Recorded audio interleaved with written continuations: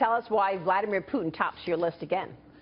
Because he doesn't have much power in terms of the size of Russia, but he's using it. Russia does have more and more military weapons and weapon systems, and he's using it very aggressively in Europe and Syria and elsewhere.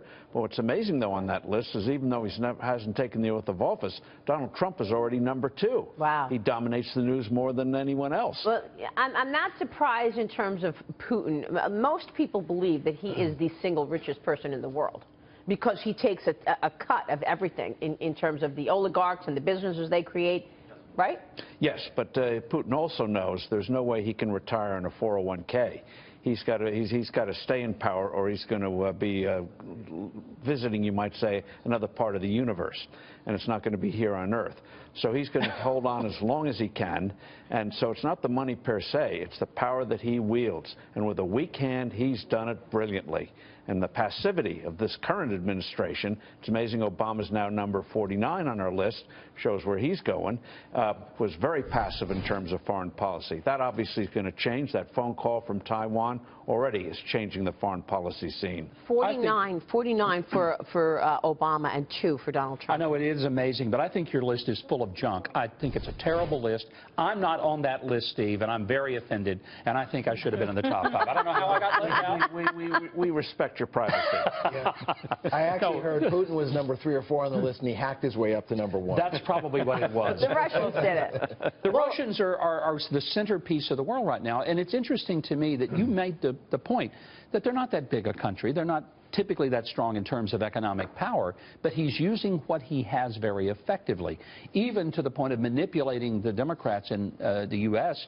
to believe that he stole the election. I mean, that kind of imagery is certainly good for him. So let's talk about the facts here, because I think you're right. It's really important to just say what is fact and fiction. The House Intelligence Committee requested a briefing today on the Russian cyber attacks from national intelligence, the FBI, the CIA, but then that was canceled. So has the Russian hack investigation become politicized? It was always politicized. Did they hack the election or not?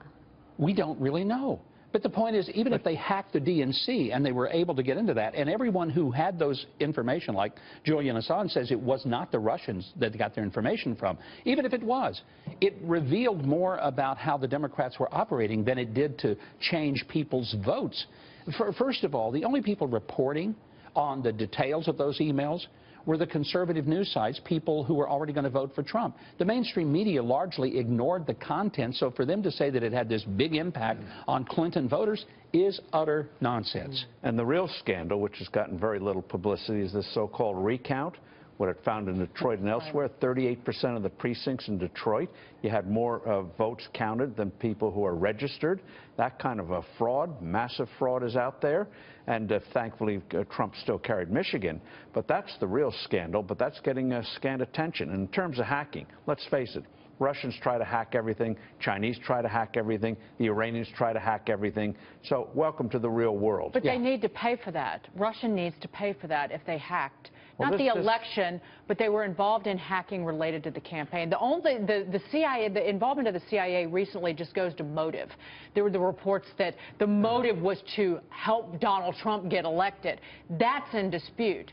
But most of the intelligence agencies came out in October and said, listen, Russia was involved in hacking information related to the campaign. Well, if that's true, then why don't they show up at the House Intelligence Committee and give the information and evidence of that? And they're not going to do it. They canceled. And where are these 17 agencies? And the only person who I heard say that was Hillary Clinton. There is no hard and fast consensus yet.